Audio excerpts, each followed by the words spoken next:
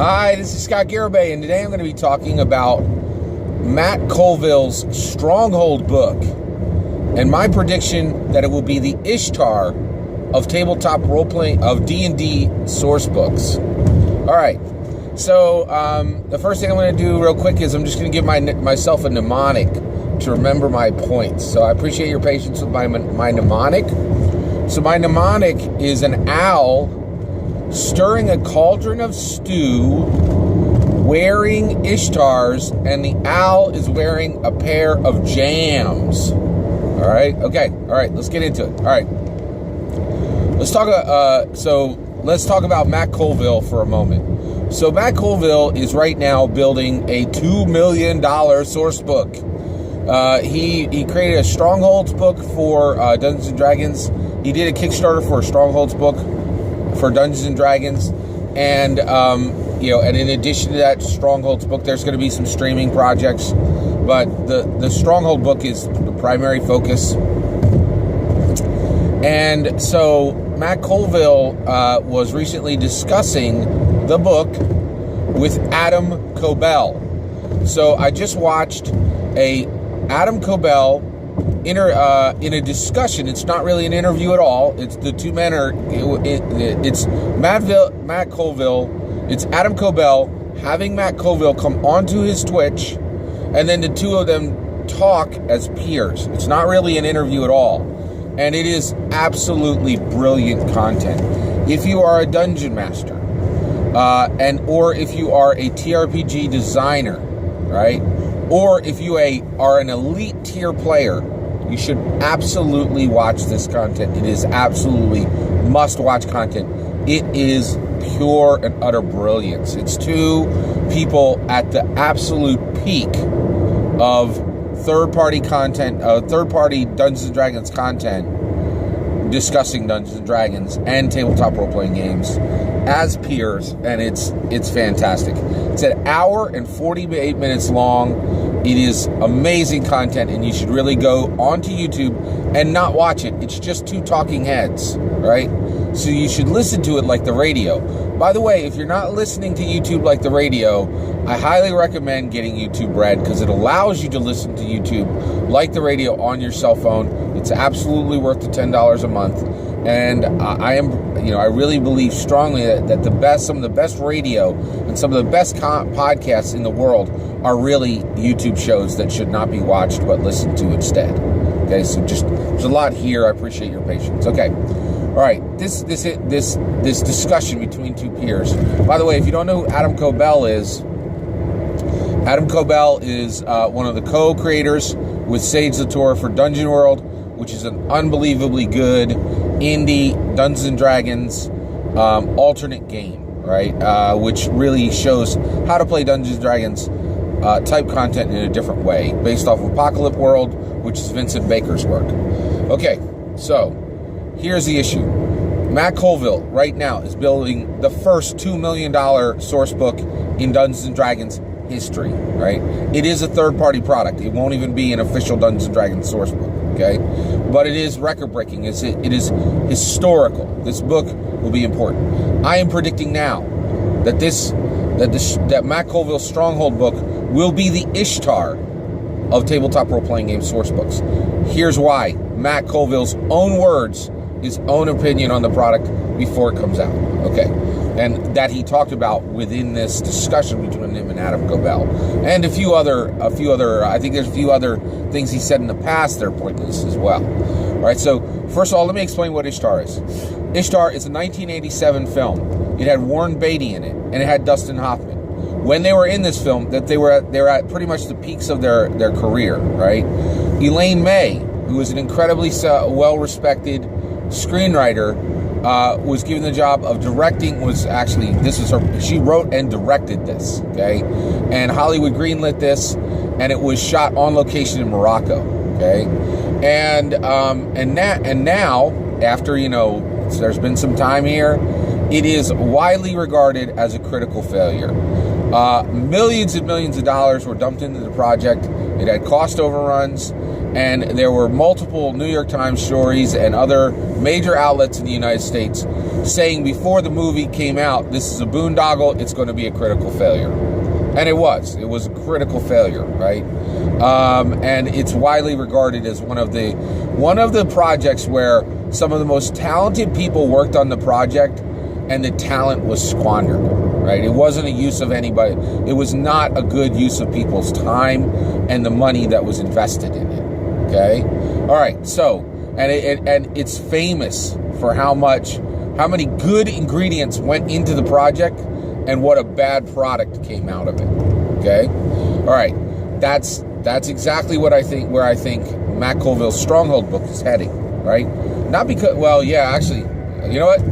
Let's get into it. All right.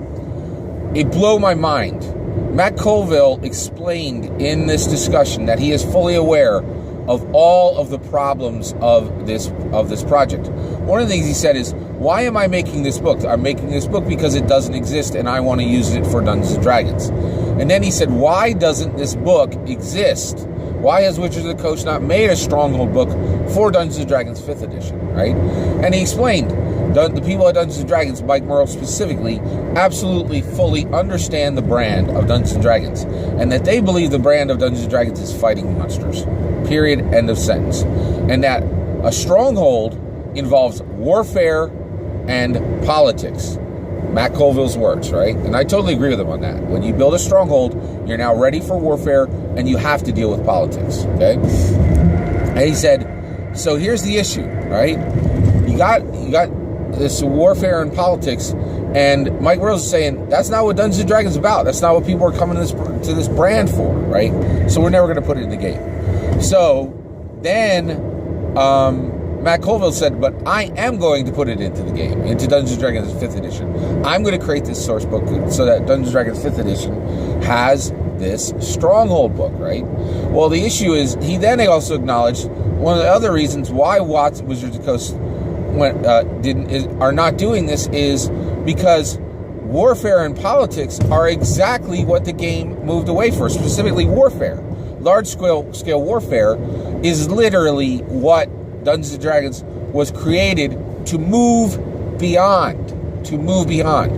So Matt Colville actually said that he's reinserting warfare in, he's actually taking the element that was left behind and reinserting it in. Right? So he understands that this is content the game has moved beyond. It doesn't fit the brand, right? And that also he even acknowledged the vast majority of players do not want to play this, right? So that if you get 5 people, one might be really down for this and the rest won't. Now, he's saying what he's doing to address these problems is making the warfare and the politics additive and opt-in, okay? All right. So, one, I don't think that's going to be enough, right? And then even if his approach to it is winsome enough to get over all those hurdles, he said something in the discussion that just was more terrifying than all the things I saw in the Hereditary movie this weekend. And that is authorial voice. So Matt Colville then talked extensively how he is inserting into the Stronghold book strong authorial voice, right? Now, when he said this, the brilliant Adam Cobell said, "Oh, hey, wait, man! Authorial voice. The reason you don't find authorial voice in tabletop role-playing games is authorial voice is an instruction guide. So basically, when you are playing the game, you need that 200-page, 300-page book to be instructive. You need to be able to find what you need quickly. You need to be able to read the rule and move on. But if you have the game master talking in quips about mortar, the material that's put between the stones in your stronghold, that is actually an attack on the idea of finding a rule quickly, right? And I thought, wow, right on, Adam Cobell, right? Then, shockingly, Matt Colville said, well, you know what? That actually is an element of authorial voice. One other problem with authorial voice is, Matt Colville's saying this, he said, I worked in close to and also in the gaming industry during the 90s, right? And in the 90s, one of the things that was a real problem was The people who were using authorial voice right then were people who absolutely loved tabletop role-playing games, loved creating tabletop role-playing games, and absolutely hated the players. Absolutely hated the players. Thought they were mouth breathers. Thought they were stupid, and thought that when they got the game and they were playing it, they were just going to muck it up anyway. Right? And so Matt was saying that he acknowledged the problem that Adam Colville talked about, that authorial voice was actually a huge obstacle to making the game playable during all the sessions that it would be used for, and that and then also that generally the people who used authorial voice first and most prominently were the 90s writers who thought that the players were scum, right? So again, he's acknowledging the problems and still continuing forward, right? Exactly the type of hubris that led to Ishtar, right? To the creation of Ishtar. Knowing the problems, going forward anyway, failing to hurdle the obstacles that were known from the very beginning, right? And I'm like, holy cows, this is crazy, right? So why is Matt Colville putting in authorial voice? Well, he's trying to address the problem, which is an absolute real problem, that basically the way Adam Colville and Matt Colville said it, and I get exactly what they're saying, that people don't really read tabletop role-playing games. They don't sit down and read the book, right?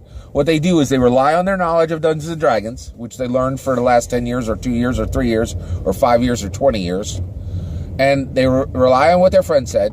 They rely on reading 25% or half of the book, and then they rely on watching Matt Mercer for 4 hours, and that collection of knowledge serves to allow them to dungeon master. And I think this is absolutely true. The vast majority of tabletop role-playing games are never fully read, right? They're partially read. Maybe 1 in 100 guys actually sits down and reads a rule book cover to cover. The rest of us just kind of patch it together, right? I read rule books, by the way. I love rule books. So they're like candy to me. All right, so basically, and he's saying, I want somebody to sit down and read this, right? Well, that's great. That's great, Matt Colville. Somebody goes, sit down and read your book. And then it's going to be useless every time it's picked up and played. Or darn near useless. Frustrating every single time it's played in every single session beyond that, right? So it's useful and cool and good at the inception, and then far less useful at every other point of use, right? So this is crazy, right? So basically, I think, I also want to say one thing that I also learned in this interview with Adam Colville and Matt Colville is, and I had seen clues of this before, but it really solidified my opinion. Matt Colville has a genuine love of Dungeons and Dragons. Matt Colville has a genuine love for his supporters and his backers, right? And actually, so that's one area where he's not going to have the same problem as the 90s. This guy does not think that fans and players and dungeon masters are mouth breathers. He does not think that. And he is not creating Strongholds, the Stronghold book, because he has his nose in the air and he thinks he's better than the Dungeons and Dragons designers. He may think that a little bit, but he really acknowledges what Mike Mearls has done with the game.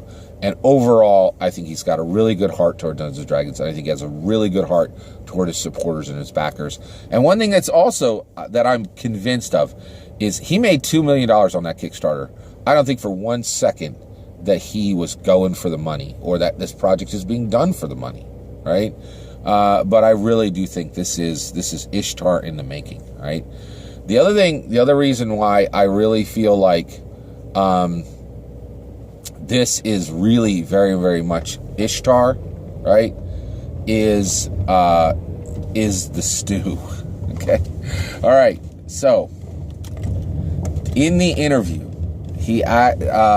Matt Colville is talking about a book. He says, when the players get the book, when the players get that stupid book, right, he referred to this book himself as that stupid book, right?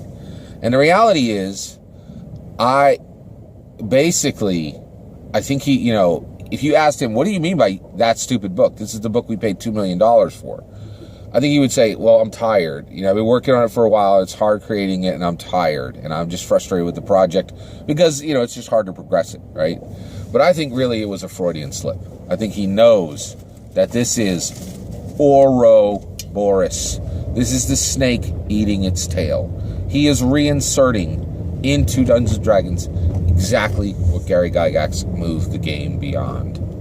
And that's the real issue. That's why this is headed. That's why Matt Colville's Stronghold book will be Ishtar, because with all of his knowledge and with all of his wisdom, which both are high, he has forgotten that Ouroboros, the snake eating its tail, is not a positive symbol. It's not a positive symbol. When any living thing consumes its own body, it is not positive.